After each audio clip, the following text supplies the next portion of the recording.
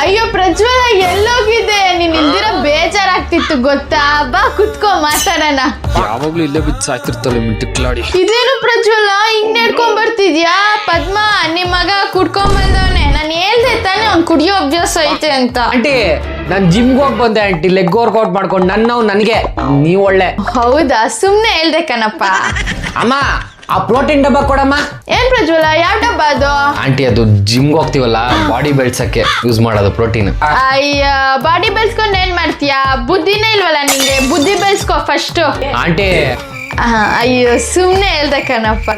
ಸುಮ್ನೆ ಹೇಳಿದ್ರಿ. ಹೌದು, ಎಷ್ಟೊಂದು ಡಬ್ಬ? ಆಂಟಿ ಅಮ್ಮಂಗೆ ಹೇಳ್ಬೇಡಿ, 5,000.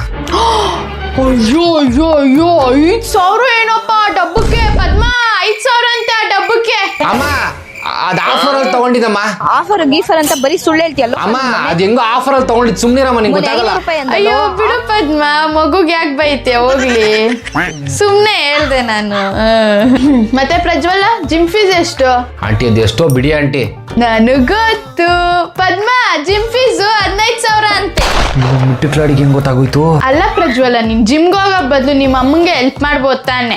ಮಾಡ್ತೀನಿ ಆಂಟಿ. ಅಲ್ಲ ಪದ್ಮ, ಜಿಮ್ ಫೀಸ್ 15,000 ಅಂತೆ, ಅದ್ ಯಾವ್ದೋ ಡಬ್ಬಕ್ಕೆ 5,000 ಅಂತೆ.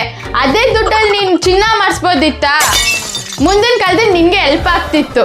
ಹೋಗ್ಲಿ ಬಿಡು, ಮಗಂಗೆ ಹೊಡಿಬೇಡ ನಾನು ಹೋದ್ಮೇಲೆ. ಸರಿ ಪ್ರಜ್ವಲ, ಬರ್ತೀನಿ, ಹುಷಾರು. ದುಡ್ನೆಲ್ಲ ನುಂಗಿ ನೀರ್ ಕುಡಿತೀಯಲ್ಲ. ಅಮ್ಮ ಮಿಟ್ಟಿಕ್ಲಾಡಿ ಆಂಟಿ ಮಾತು ಬರೀ ಆಳ್ಬೇಡಕ್ಕೆ ಅಂತಾನೆ ಹುಟ್ಟಿದೀಯ ನೀನು. ಅದು ಪ್ರಜ್ವಲ, ಅದೇನೋ ಪ್ರೋಟೀನ್ ಡಬ್ಬ ಐತಲ್ಲ, ಅದ್ ಬೇಕಿತ್ತು. ನಮ್ಮ ಮಗನು ಜಿಮ್ ಹೋಗ್ತಾವನಲ್ಲ, ಸ್ವಲ್ಪ ಬೇಕಿತ್ತು, ಕೊಡು.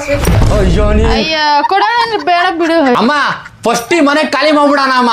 ಇವ್ ಆಂಟಿ ಕಾಟ ತಡಿಯಕ್ ಆಗ್ತಿಲ್ಲಮ್ಮ. ಇವಳು ನಾನ್ ಚೆನ್ನಾಗಿರೋದು ಇಷ್ಟ ಇಲ್ಲ ಅಮ್ಮ.